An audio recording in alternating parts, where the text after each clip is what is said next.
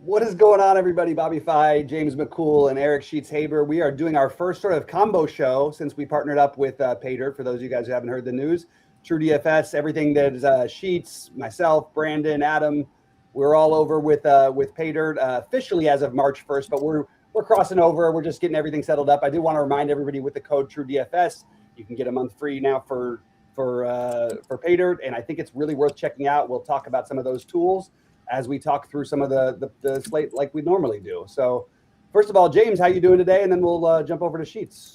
I'm good, dude. Wednesdays are always really good days for me. I go on a little breakfast date with my wife. We go and get some eggs and some French toast and some potatoes, and that's always great. Then we have this. So moving forward, we'll also have PGA talk. And then later on, I go to the gym and I hurt myself for a little while. So Wednesdays are good. And today I get to go do career day at my kids' pre-K, which is great. I get to talk to 4-year-olds and tell them that I can predict the future, which is a very fun thing to say. So I'm good. How are you? That's awesome. No, I'm good. I'm doing well. We had a little bit of a later normal weeknight for me last night. We went to a screening of the Frankenstein, and it was like a Q&A with Guillermo del Toro, which was kind of cool. I'm a little bit of a film guy, so I thought that was kind of fun. Sick. And yeah, my girlfriend's in the film. She does costumes and stuff for the film stuff. So every now and then you get some kind of cool perks. It was kind of fun. Sheets, how are you doing, man? Is there a code that you can use to change the music on the intro? I mean, we got to think about all this stuff. I got to get used to this whole jazz vibe on the intro music. We got to. There's a lot of tweaking that I need to get used to here. From Bobby's logo to the new music to all of it. But hopefully we're going to create our own little vibe and our own kind of combination of ball knowing and ball not knowing, and love football, hate football, love League of Legends.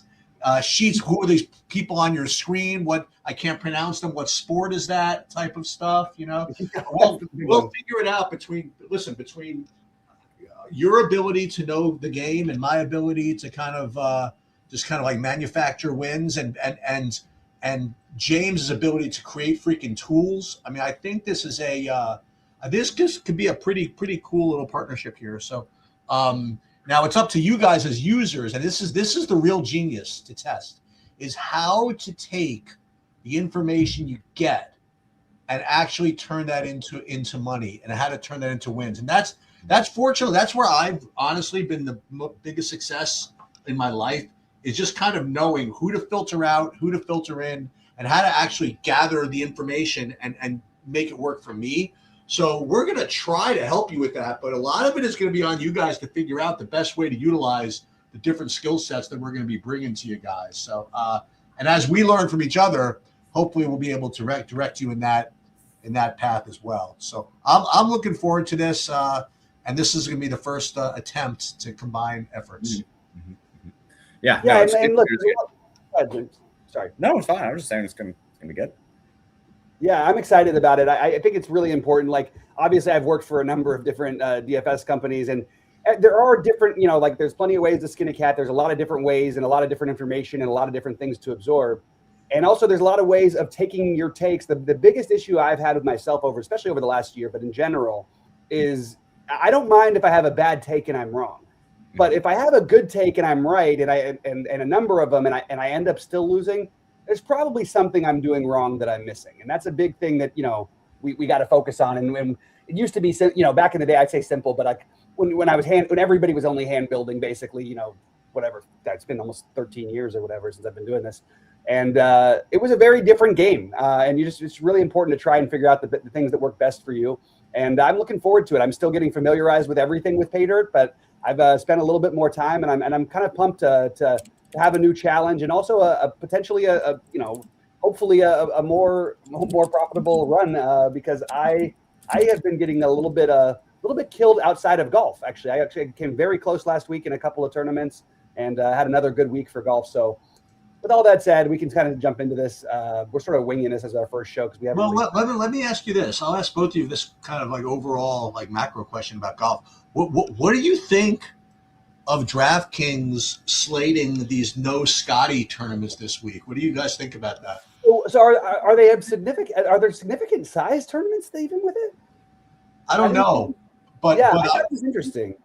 But I don't think it's interesting at all. I think it's I think it's just the stupidest thing I can even imagine. You know, the whole idea of DraftKings and this business is that it's a salary-based game, and you have to create a lineup based on the salaries presented to you. And in addition to that, or probably even more important than that, it's not a contest to see who could create. You know, you're not battling the bookie; you're battling everybody else. Right. So if there's a spot which everybody kind of wants to play, then everybody's going to play it, and you're going to be looking to get leverage on it. So to say that Scotty is such an amazing play like every week that it's become unfun, I think is just kind of ridiculous, and it just misses the whole point of what DFS is all about. So that's I have actually kind of a cool little question I just thought of like an hour ago to pose to both of you. So let's say that you could come up with a totally awesome, optimal lineup without Scotty in it. Okay, let's say you ran your stuff and you said, okay, this is an amazing lineup without Scotty. Here's my question. Would you rather put that in the non-Scotty contest or in the Scotty contest? In the Scotty contest. Why? Yeah. Because you're actually getting leverage against the field. You're not doing anything different in the other one. That's right. But what if the Scotty contest, like the Scotty lineups, would end up being really, really good? Wouldn't matter to you? It depends on the ownership of Scotty. That's right. And it depends, and it also depends on the prize pool. You know what I mean? Like if you could get leverage in a tournament that's that's going to pay $100,000 for first, even if you're going to be fighting against good Scotty lineups, it's better to do that than to take even an optimal in the non-Scotty lineup if it's going to pay like $1,000 for first. So the point is that even if like, I think you should do that. It's so funny. Even like in UFC, if there's like some free square or something like that, imagine if every time there was what was considered a free square that said, okay, you can't play Gordon Hayward at 3K, but everybody else you can play. Mm-hmm. You know, it's just sort of ridiculous. So that's my overall thing. Now the other thing I'm kind of go ahead. No, I just wanted to. I was surprised. The only reason I like it is the same reason I thought you would like it, is because you like different variations within these games. Like I remember, when no one's playing like the weekend slate, but they're only playing the 2 days for the 1 day for the NFL thing. You want to play the full thing, or at least you used to want that stuff. I love doing that, but only because I just want to play everything. Right. And I just like playing. I just think that from a philosophical perspective, to eliminate a player from the pool because he's good, for example. Right. Well, okay, so let's pull it back towards another sport. I hope that they offer slates without the Rockies on it, and MLB this year. I legitimately hope they do, because the Rockies, they signed 2 more pitchers who are in the bottom 1th percentile of strikeout rate, and they're like. I was arguing in the Discord this morning, like, I don't think it's possible for the Rockies to be as bad as they were last year. Like, they will regress a bit from being literally the worst team in the modern era to probably just fucking terrible. But they're not going to have a run differential of -250 again, but they're going to be awful.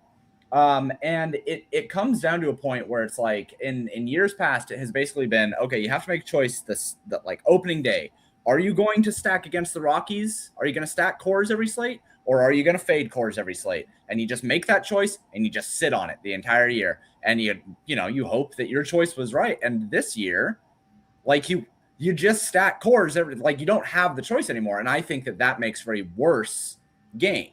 Mm-hmm. So Bobby and I are going to have a bad year then, because we basically fade cores every single day. Dude, you can't do it anymore. I mean, like, the team is literally so bad. Like, the spreads for MLB are 1.5 every single game, like 99% of the game. Yeah. The spread started to push to 2.5 for the Rockies last year. like as favorites, like negative, like you're laying points to get 2.5 against the Rockies. That's fucking insane. No, and your point is actually very interesting, because it's very specific about this brand of the Rockies. There's 10 years ago, 8 years ago, whatever it is, the Rockies were at least a competitive team, and actually playing both sides made some sense.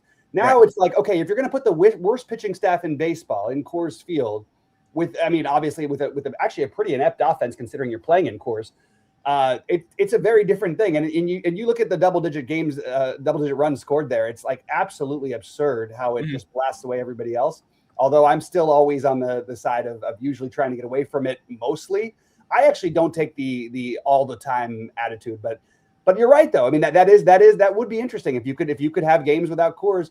I'm always open to new games and trying things out, but sure. I think that's actually it's a good example of something that's similar, but actually is very different when you think about it, because you're not talking about the quality of some. I mean, you're talking about the quality, but you're not talking about how good somebody is. You're talking about literally a stadium combined with the worst players in baseball, where it makes it almost feel like you're going to have at least one or two players from their lineup in every lineup. I don't know. It's tricky. So I also like to do the 3-man stacks for the team playing the Rockies a lot, because everybody goes 5-man, and for them, if I play them as my 3-man and then play my 5-man elsewhere, that's another way I like to go about that one. But so in an attempt to do a terrible transition here to this tournament, let's talk about Scotty for a minute, because as I mentioned, we're combining efforts here, and I was very curious to see what James and James's model think of Scotty, because here's what we have at Pebble Beach, right? The most important thing to think about is that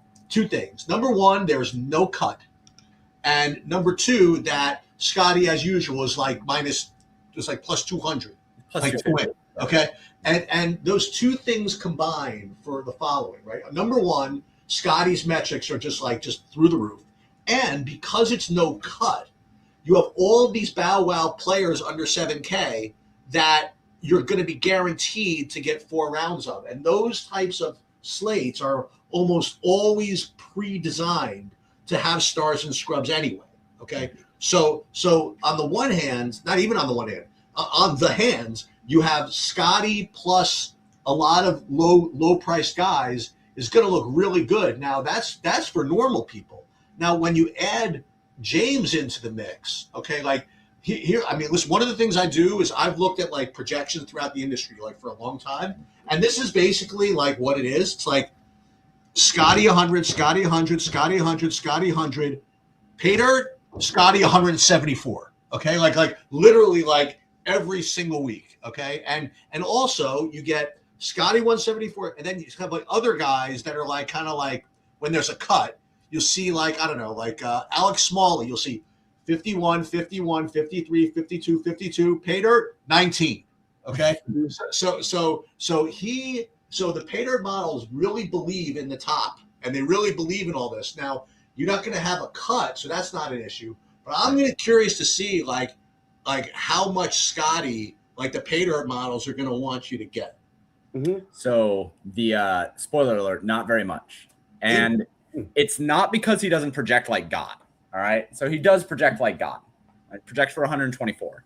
Now, on a regular cut event, right, he would project for somewhere around, I'd guess, 105, 110 today. But because it's no cut, he's getting a boost. So he's up at 124.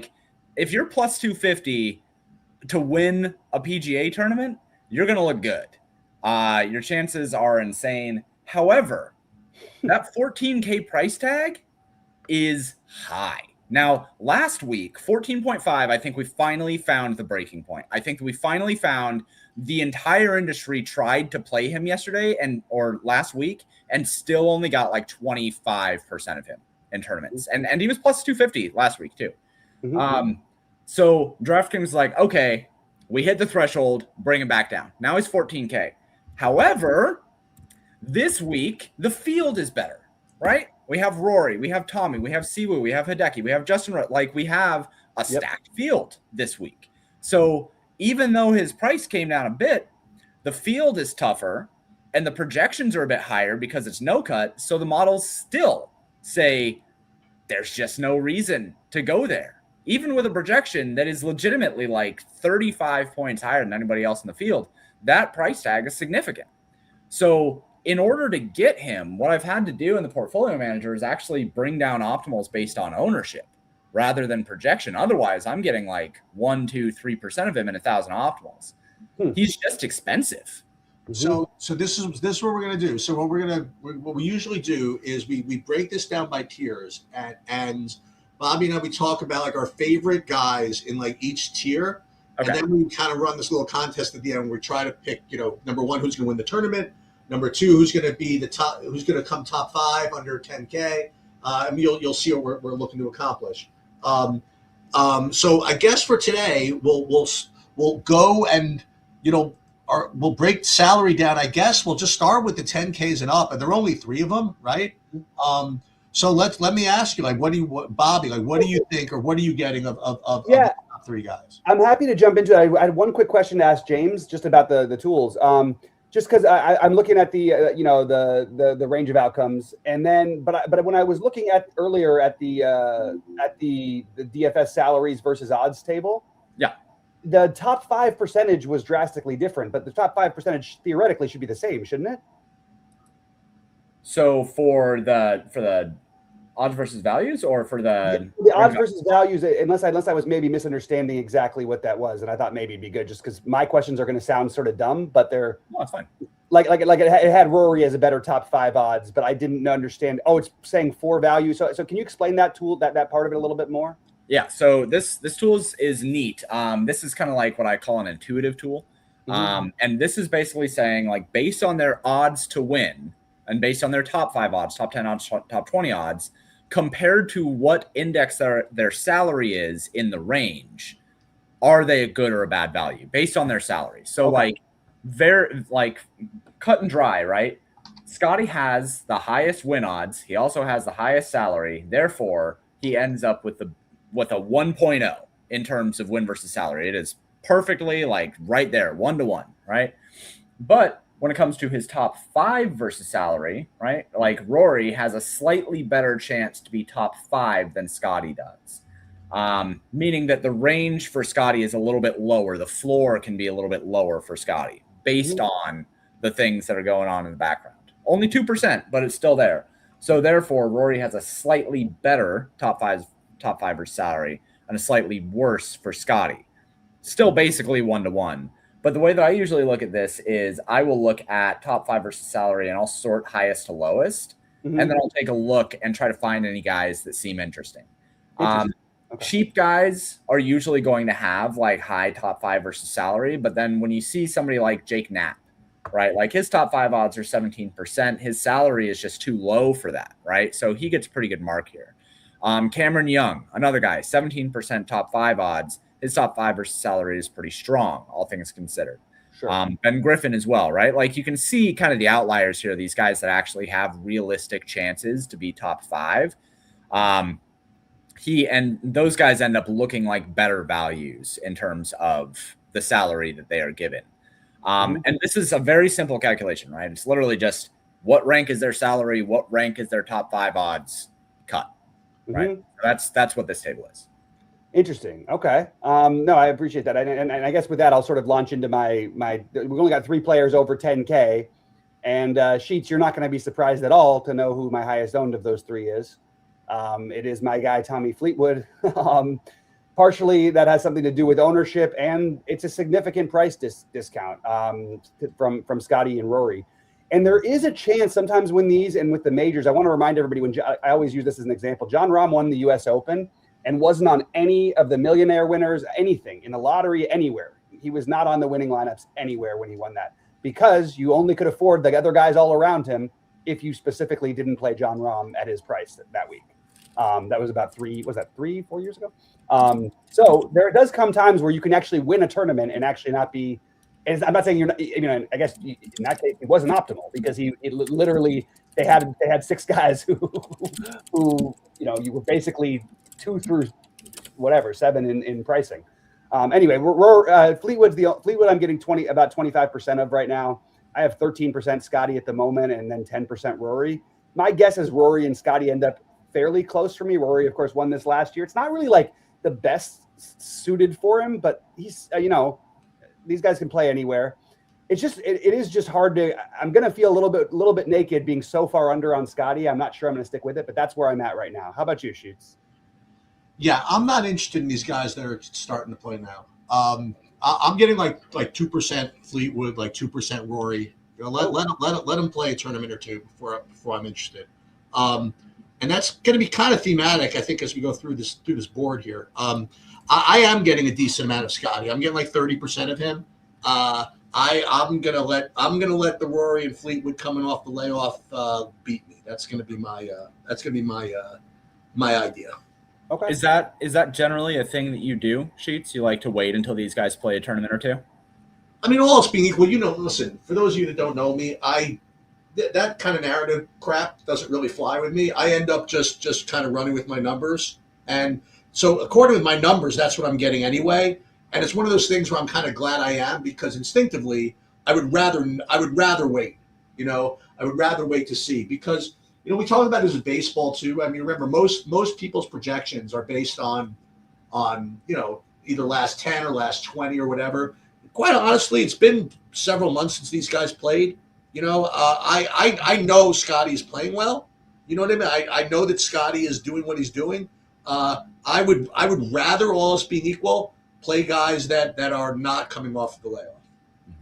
That makes sense. I mean, I totally understand the logic. I'm always trying to get a little, and I get a little too cute sometimes. I want to avoid the 35% owned at 14K guy. So, but at the same time, I can't argue with anything against Scotty. I finally thought he was going to have a normal week last week after like halfway through day Friday. Yeah, he was genuinely like looked like he might miss the cut, and then of course the back nine, and it was over with. I had a little gentleman's bet with Justin Bottom in Discord. He's in the chat right now too, that he wouldn't score over 100 fantasy points this week or last week, and lo and fucking behold, there he goes, over 100 fantasy points as always. Crazy. It didn't hurt him, by the way, that everybody who was playing great, like all of a sudden seemed to like almost shut it down. It felt like for 2 days there was nothing. There was no movement on that leaderboard. Hardly. It was. No movement like upwards. No. I mean, what did the weekend leaders shot 2 under at best or 3 under? That's rough. It's pretty lame. It's a pretty lame weekend. Well, I'll tell you what happened. What happened was, I really cursed him. I was watching Hideki the whole day on Sunday, and I was like amazed that a guy could have like just no driver the whole day. I mean, literally, I was not even close. Like when I still like probably should have won the tournament, right? So I'm sitting here, I'm saying, listen, when my driver's off, I'm like considering leaving after 9 holes and throwing my clubs in the water. Okay, he's literally, and then literally as I posted it, he finally blew up in the 18th. And fortunately, my got-her up backdoored his way into a win for my one and dones, Bobby. So that was good news. You James are getting maybe not that much Scotty. What about the other two?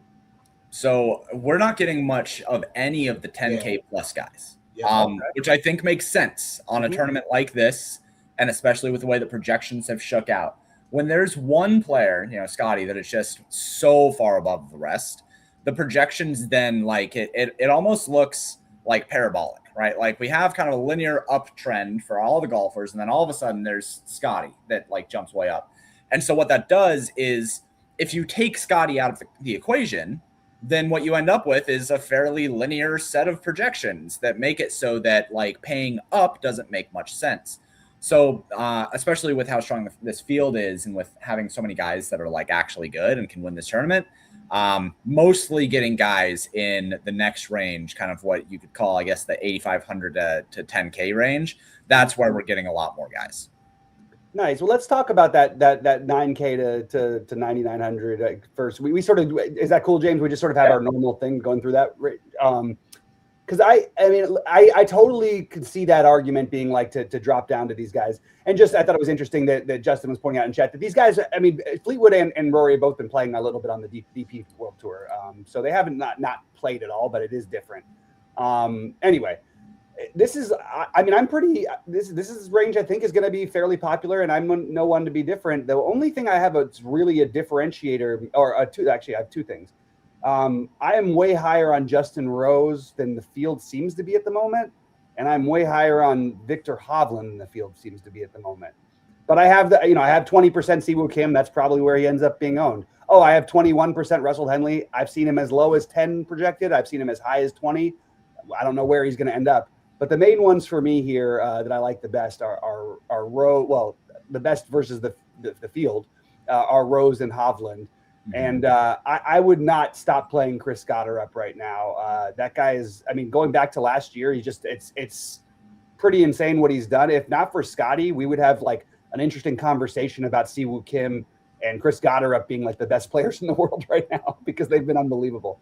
So that's sort of where I'm at for that range. What about you, Sheets? And then we'll talk to James about what he's getting. First of all, just to kind of make an announcement here, tonight at like 11 o'clock, like PM, I'm going to be doing like a live sweat of like the NBA lobby, just like a Millie Maker tonight. So I want to go see like who's winning that and like trying to analyze the lobbies a little bit. God forbid I'm live. We'll see how I'm doing there. And then what I usually do is I do like a live lineup build of my PGA. So if you guys want to really see like exactly who I'm playing, you'll join that. It'll be like on all these stream channels. It'll be on the Pater YouTube channel, it'll be on my X channel, my Twitch or whatever it is. So I mean, what I'm talking about is like who I have as of now, but I am going to be doing like a live lineup a little bit later.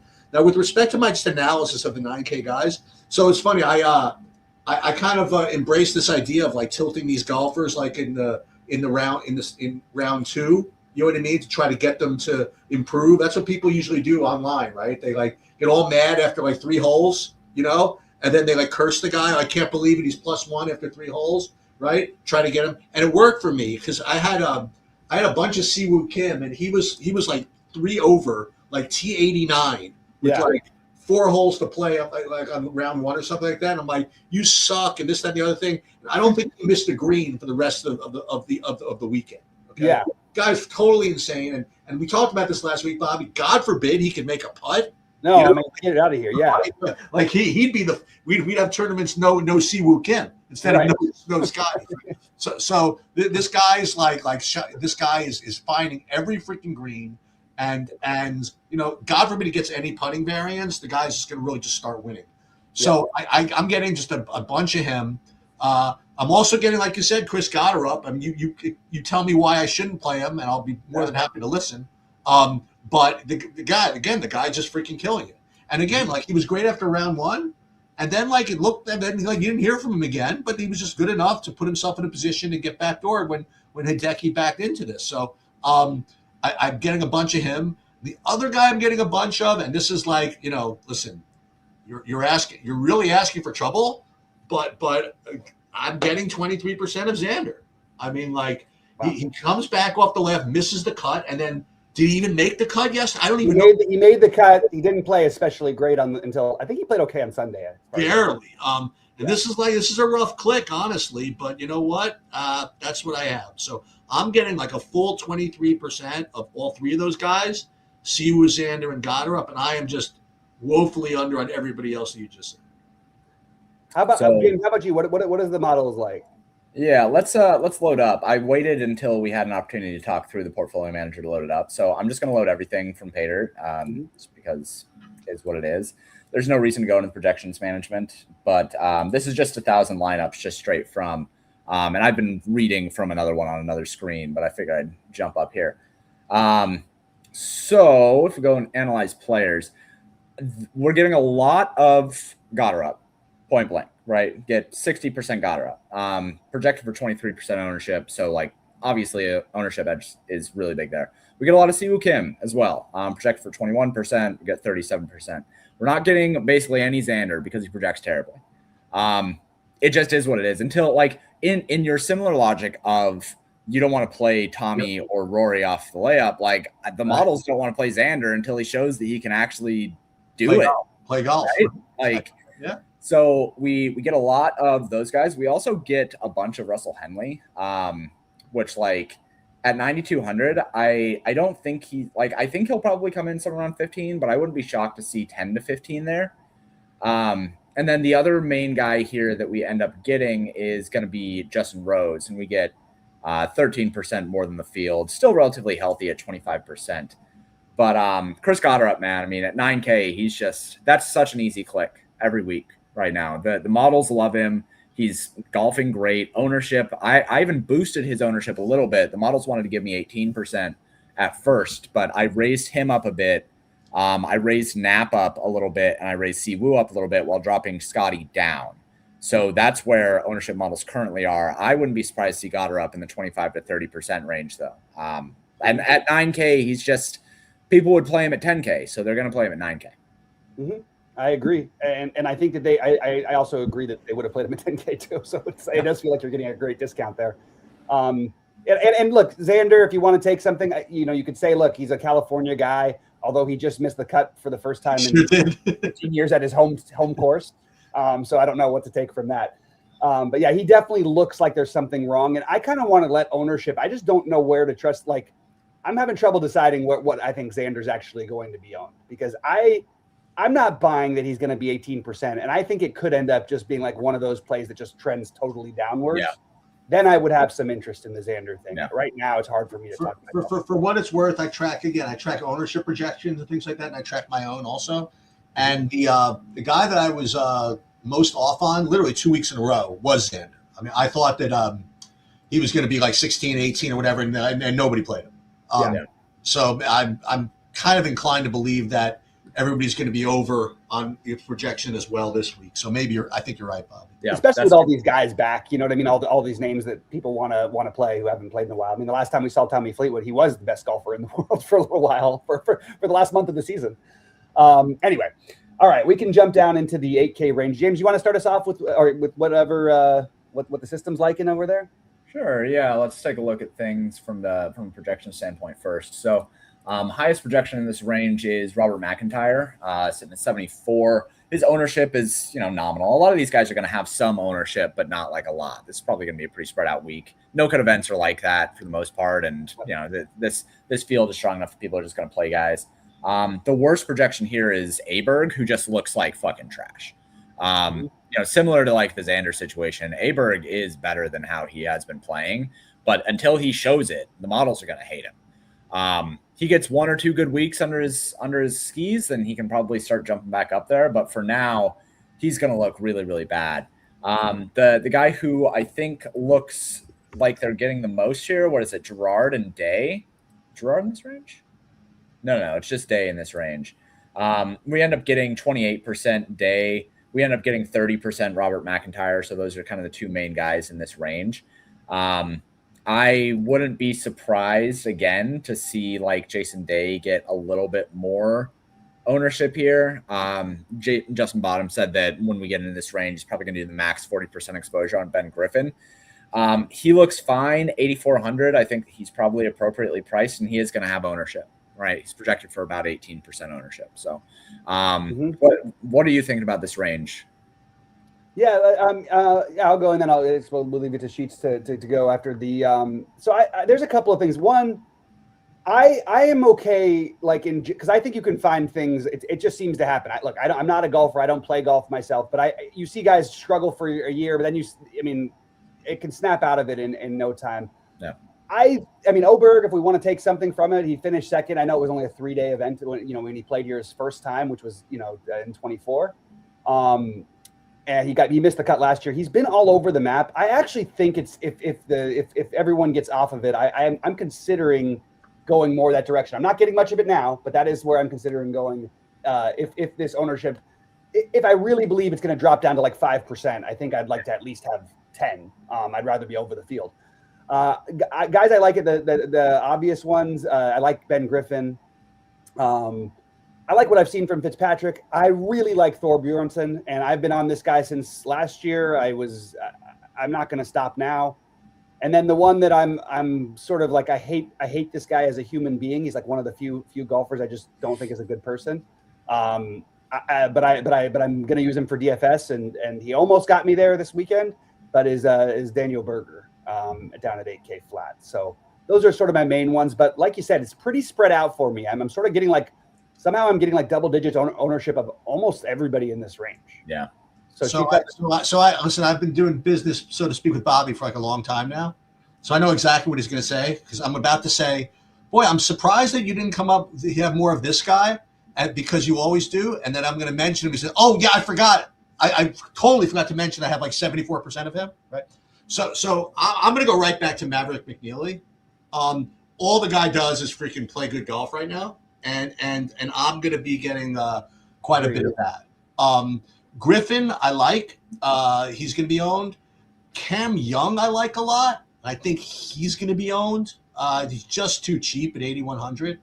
And I do like Fitzpatrick. I mean, again, these guys have been playing well. So I like Fitzpatrick, McNeely. Those are my top two. But I will say that I'm not getting 35% of anybody. Like they're all kind of market weight. 18%, 17%, something like that. I'm getting like an overwhelmingly big amount of Griffin and Young. But we'll see where I actually end up. By the way, I do have 20% of McNeely. I just didn't mention him because everybody's basically like that for me in this range, Right. Yep. And he was one of the more popular ones who was there. But I hear you. So I'm on the McNeely train as well. Models are a bit lower on McNeely than you guys. Probably coming in somewhere around where he'll be owned, that 10 to 15%, and higher on Fitzpatrick and McIntyre and Jason Day. But you guys both said it. Like all of these guys are viable. You can play like basically anyone in the $8,000 to $8,900 range this week. Mm-hmm. Yeah, I think that I think that range is definitely I mean, obviously the other guys up top are high or owned, but like literally everybody in that range could end up at double-digit owned, and it wouldn't be at all surprising. Yeah. All right, down. So we like to do 75 to 7,900 because there gets to be too many names if you go through, at least for me, and I like to keep it on one screen if possible. I guess I'll start really quickly on this range. I don't think I'm going to do this. In my builds, I didn't put any number for this, and I do like Jake Knapp, but I'm afraid this Jake Knapp becomes like the highest owned player on the slate. I really think that's like right behind Scotty or right with Scotty. I think that's like a natural, like if you're playing a cash game, people are going to do that, which is weird because Jake Knapp is like a range of outcomes guy, but at the same time, there's no cut. So, and I'm huge on Knapp for the year. He's way too cheap at 7,900. What I would suggest as a pivot is Shane Lowry, who finished second in this event last year. His game suits this course. He knows it well. I think Shane Lowry is a terrific play to get off of the Jake Knapp. So that's I guess my strongest take in the 7,500 to 7,900 range. I also think like are people gonna forget to play Ryan Gerard just because he didn't play 1 week? Because he's been right there, like right behind the Siwoo and the and who was the other name we mentioned earlier? The Siwoo and the Goddard. I think he's a really good play. So he and Gerard are like my get different. This Morikawa, man, I played him last week. I know. It's the hardest thing to watch, like to root. I can't believe he actually made the cut for you. I thought you were. Yeah, I thought he was going to miss the cut. He ends up like four putting when he's got like a 15-footer for eagle. He ends up four putting and making a bogey. Like it's just or making a double. Like it's bizarre. I don't even know what the hell's going on with him.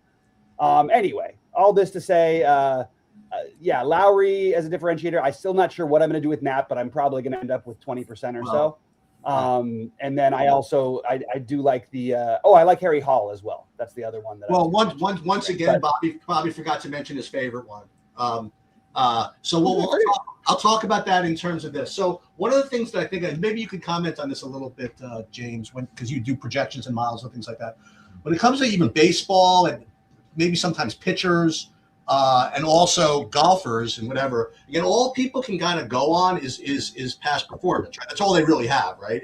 And the question is, how much past performance do you allow? Like, how many rounds do you track?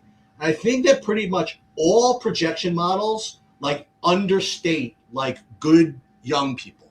Okay, they don't really factor in like room for improvement and upside and things like that. And like, again, all else being equal, if you have two guys that are, projecting based on past performance, like 80, and one of them is a 28-year-old kid, going forward, the other one is, somebody else, I'll go with a 28-year-old kid. I know they have a little more volatility, whatever it is. So with that said, we're just going to keep playing Pearson Coody. Yeah, that's fair. We're just going to keep playing him. And we're going to keep playing him until he's either 9K or 40% owned. Okay. And right now, he's neither. So we're going to keep playing him. And I'll give you an example. So he's 7,600. And let's look at, like Ricky Fowler. Okay, fair enough, right? Ricky Fowler, I have him projected pretty much the same as far as their projection goes. Mm-hmm. But I'll take freaking Pearson Coody. You know what I mean? Like I'd rather his upside than the consistency and long time history of Ricky Fowler when I'm trying to win a GPP. Okay, so I like Pearson Coody quite a bit. As opposed to, like I said, like Harris English, I could do without guys like that. If you want to know the truth, I could do without guys like Colin Morikawa. The Ryan Gerard I'm down with. Pearson Coody I'm down with. These are the guys I want to play. Yeah. I like that idea. And by the way, I do have some Coody. I do have I have 15%. So I'm with you. Oh no, 16%. I'm with you. How about you, James? What are you getting here? So first off, fun fact with Pearson Coody, last year when he first got the ability to start playing on the major tour on the PGA tour, models just fucking love the guy. Right. And I just kept taking flack, and it was I don't know what to tell you, man. His historical baselines are terrific, and the model, and he's free. I don't know what to tell you.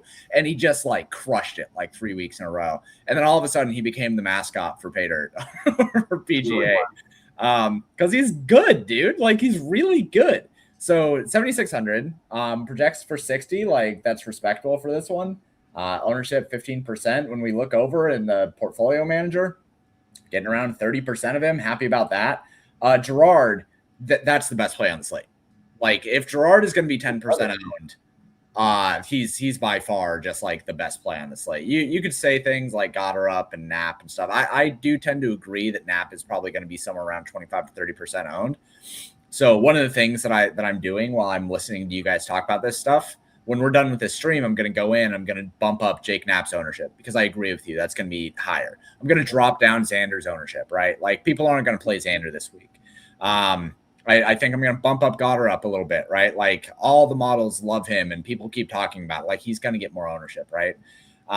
But Gerard, I don't think people are going to push up Gerard. I think he's going to be 10% owned. Pearson Coody, I don't think people are going to be pushing up Pearson Coody. 15% probably sounds about fine. So I think that both of those guys look just really, really good plays, especially Ryan Gerard. If he's a 10% owned, that is just terrific. So I'm really happy about those ownerships. Love that. I like the conviction. So that's great to hear. All right. 7K to 7,400. I'll start with the 7K to 7,400s. Now, again, it's going to be another speech that Bobby and I've given every single week. But first of all, it is kind of weird to see guys like Corey Connors at 7K flat, and what's his name? Jordan Spieth at 7,400, and all these guys that are really, really, good golfers, like Keith Mitchell even at 7,200. Corey Connors at 7K, it's actually pretty troubling to see that price. But I'm going to double down on the same thing I was just mentioning with the young guys that they're misprojected. The other guys, and this is again 4 weeks in a row we talked about this, Bobby. The other guys that are misprojected are people that were hurt last year. And all of their results from last year are just tainted. And until they get made up for in the projection models, these guys are just going to be underprojected. And we are going to right back and play Sahith every single week until, again, he's either 8,500 or 40% owned, and neither of those is the case. So he's been playing every single week since we talked about this, and we're going to go right back to it. Now, again, because I met all the guys that I mentioned, I think they all sound really good, like Boccia and even Nick Taylor. All these guys are really good. So how can Sahith be more than 4% owned? You know what I mean? I don't know. So I'm gonna keep trying that one. Yeah, I'm with you on that. The one thing about this part of the range, this is going to be the lowest owned rate. I'm counting under 7K all as one range. I guess you're right. This is going to be the lowest owned range because people will you can get your one or whatever mid-tier guy with Scotty, or two mid-tier guys actually with Scotty, and people are going to play that 8K range when they play their balance builds. This is going to be the forgotten range. In fact, nobody projected except for Minwoo over 10% owned, which, by the way, I'm fine with. There's a few guys I like. I'm with you on the Sahith thing. I also want to point out that Bhatia looked great last week, and I don't know why we wouldn't go back to him at a place that he actually should be good. The other two are former winners. We have 2 year ago winner Wyndham Clark, and it's mostly because he's going to be unowned that I'm interested, but I am interested. And the other one for me is going to be Nick Taylor. Those are the ones who I'm the most heavyweight on at the moment versus the field. I do have 10% Minwoo, but the field should probably be a little higher than that. So not even really making a case there, but you're right. It is a little weird to see Corey Connors, who basically finishes top 20 in almost everything at what, 5% owned or 7K, excuse me. He'll get some ownership, but I don't think it's going to be that high. What do you think, James? You can play anyone that you want in this range. Mm-hmm. That's what this range, the 7K to 8K range, just at large, even like the 7,500 to 8K range, you can just basically play anybody that you want here. Sahith is great, Bhatia is great, Nick Taylor, Jordan Spieth, Min Woo, Kurt Kitayama, Wyndham Clark, Corey Connors, like hell, even Alex Noren, who projects badly, like he's somebody who has found success before, and at 7,100, like that's probably a fair play. You can play fucking anyone in this range. So this is kind of, and I agree with you, Bobby, this is going to be the lowest owned by far, because people they're going to look in this range and they're going to say, oh, well, I have Scotty and then I have a 6K golfer, right? Like they're not going to go up to this range. They're going to go down in the 6K golfers if they have Scotty. And if they don't have Scotty, they don't need this range, right? Like you can just go with 3 9K guys, one $7,500 guy, and another $7,500 guy, right? Like, and then you fucking slot in whatever. So people are not going to own this range, which is kind of crazy because there's so many good golfers in this range. Mm-hmm. So I think that this probably is just another reason why it's probably not necessary to play Scotty this week. Or if you want to make the argument that you can just play 3 of these guys, Scotty, and then 2 of the $7,500 guys, I'd even buy that one, right? Like you don't need to go into the 9K range. There's so many guys in this range that could win. So I think that this range makes or breaks tournaments this week. One guy from this range is going to be in winning lineups, if not multiple. And getting the right 5% owned dude in this range is just going to be how you win. So I think this is your round robin range. This is where you just kind of, you figure it out. Absolutely. And one thing I look, I'm not saying this is the right way to do things, but I do this sometimes when I'm min-maxing, like when I've been, using SaberSim, obviously, and that is for the last years because we've been partnered with them before. But when I feel like I don't have a great feel for a slate like for golf, and I don't feel like I have a great feel for this one, but I feel like I have an okay feel for this one. If I felt like I really had no feel, I might just make sure I was overweight everybody in that range and then sort of let it see what it does. You know what I mean? Yeah. Because I think I agree with what you said, that I think somebody from that range is so likely on the winning lineup, and you're getting different with basically everybody in the range. Mm-hmm. All right, under 7K, Sheets, why don't you start us off? Because you don't usually have very many of these guys, and I'm curious how many you have this week. Yeah, but you kind of have to this week. One thing I don't want is what I'm getting right now, and this is one of the reasons why I don't like to look at who I get. I'm getting like 14% of a guy that's under 7K, and I just don't want it. So the guy I happen to be getting right now 14% of is Matthew McCarty. But I just don't think that's responsible. I think you have to like you guys were saying, kind of round robin and shuffle these guys around a little bit. The guy that again, okay, so here's a guy who's still in jail for me. Like Rico Hoey is still dead to me. I said I can't play him for a month after what he did to me a couple of weeks ago. After he dropped out when I just need him to finish his freaking rounds. So I can't play him yet. There's plenty of other guys to play. But again, now this is like eye test stuff, and it's also like I won't say recency bias, but I actually believe in recent performance over back performance, honestly. Mm-hmm. I'll tell you who plays like he doesn't give an F, and all I see is him in freaking contention is this Ryo Hitsusuni guy, okay? Yeah. Guys is freaking killing it, so why not? So 6,800, I like him. McCarty, I have to respect. I'm getting a lot of them that I have to respect my numbers here. And the other top guy I have is Jacob Bridgman. So those are my 3. Yeah, I totally I'm shocked at this projected ownership on Hisatsune. How many times does it have to happen before we learn? Like, I don't know. I'm with you on the Hisatsune. He's probably going to be one of my higher owned guys on this under 7K range, and then we'll go to James about the other guys. I'm going to force in Marco Penge. I hear it differently all the time. I think it's worth noting that Steven Yeager sort of looks like Steven Yeager from 2 years ago, not from last year. He's been really good.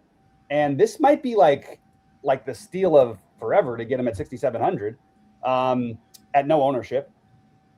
It's tempting with the Finau thing, but I'm not probably going to end up pulling the trigger to put too much on that.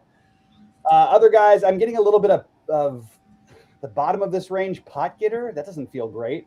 I'm sort of spread out in this lower range, but I don't really feel great about a lot of it. Maybe it's because I'm a little more committed to that 7K to 7,400 range. But I'm sort of like spread out. There's nobody I'm making like a huge stand on. If I had to, I think it'd be Hisatsune. And Jaeger. I think those would be my two guys. What about you, James? What is anything that they're showing? The projections are showing for under the 7K guys that you should be getting.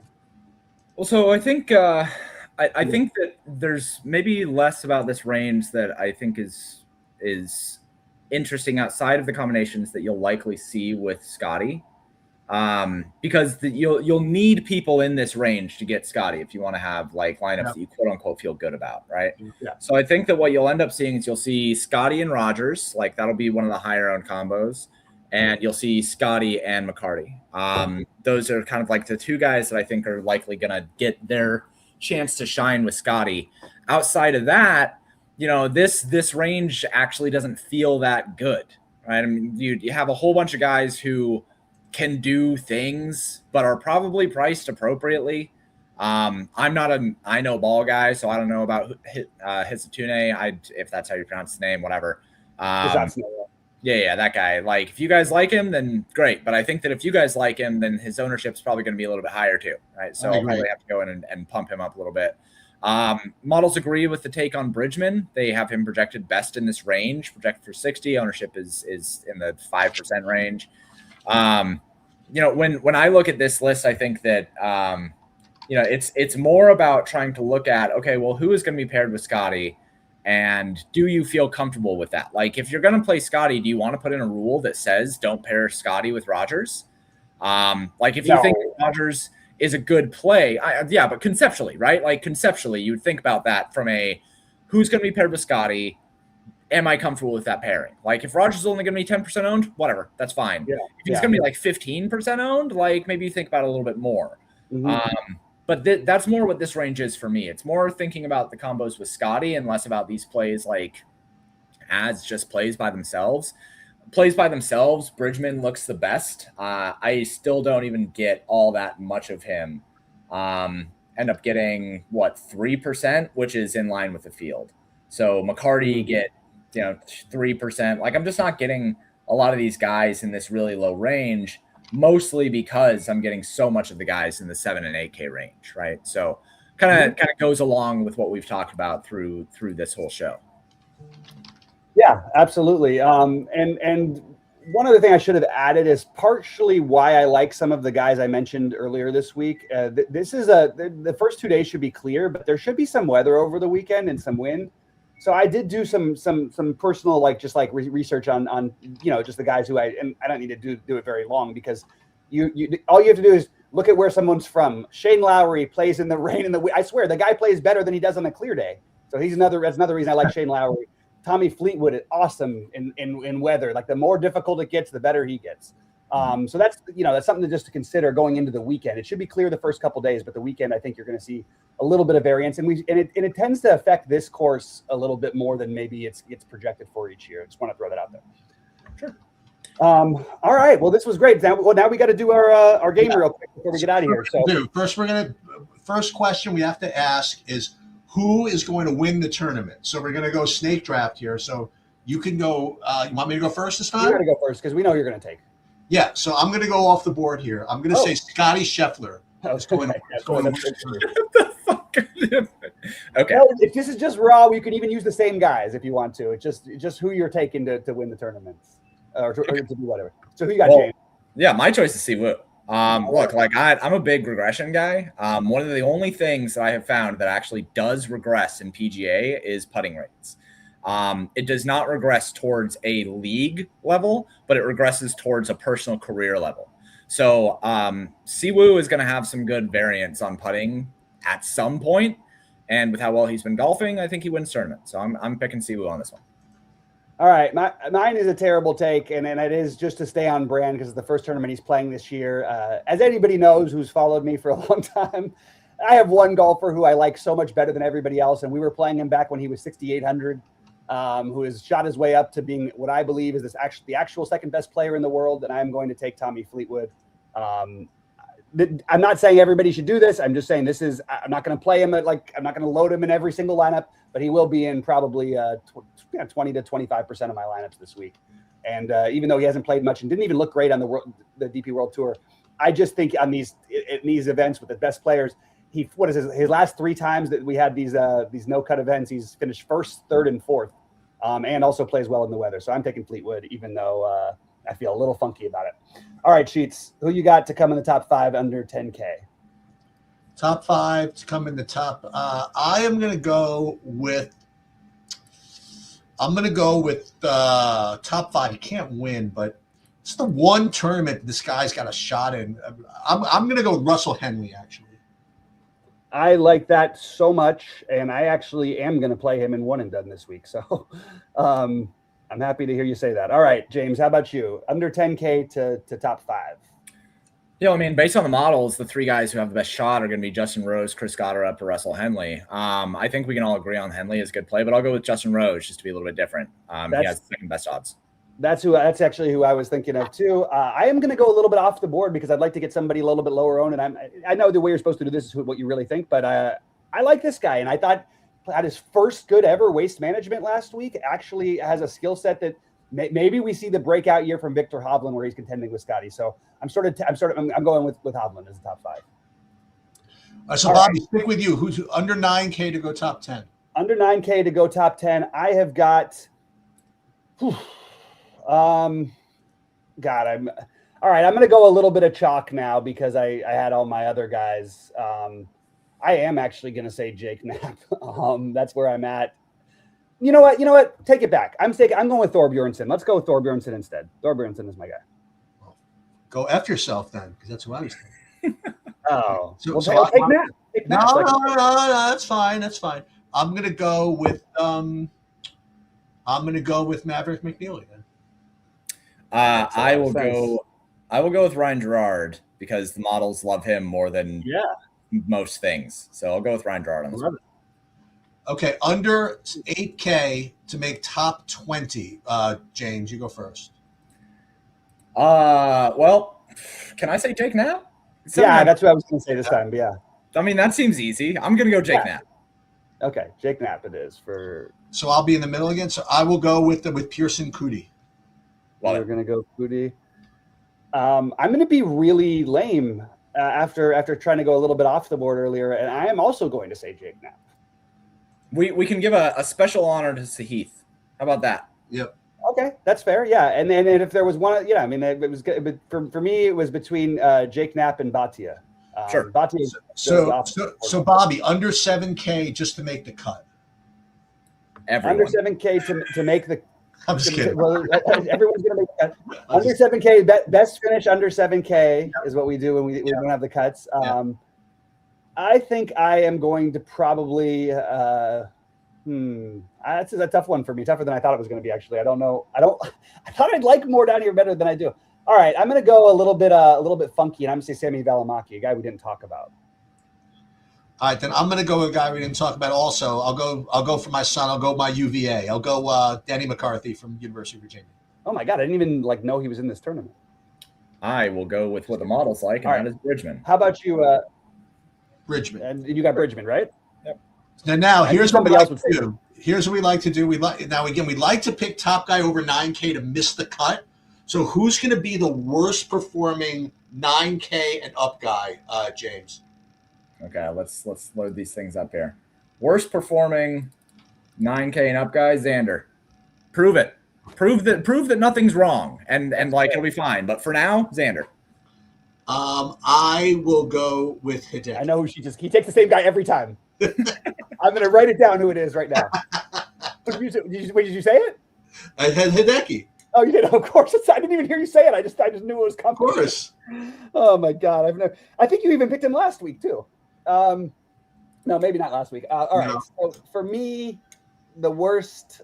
Obviously, I like all these guys. I guess I'm going to say Rory, and get a little bit funky with it. I doesn't mean I'm not going to play him at all in DFS, but. So I gave out Chris Gotterup for one and done last week, by the way. So everybody, we could pick one one favorite one and done guy for this week. Who's it going to be, Bobby? Henley. Henley. And again, what you're looking for this week is actually a pretty big tournament, so you're allowed to pick like a top guy this week. It's not like you have to save anything, but I actually like.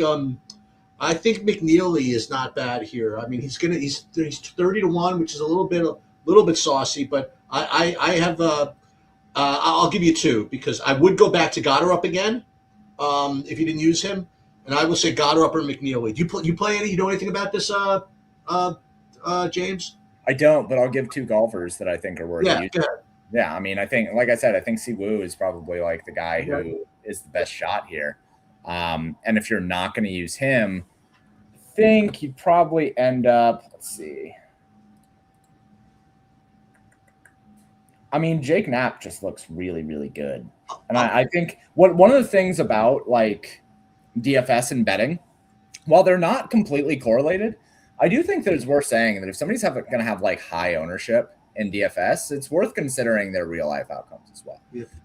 Not only from like a betting them to do well perspective, but something that we've talked about in the past is hedging your DFS stuff with betting action, right?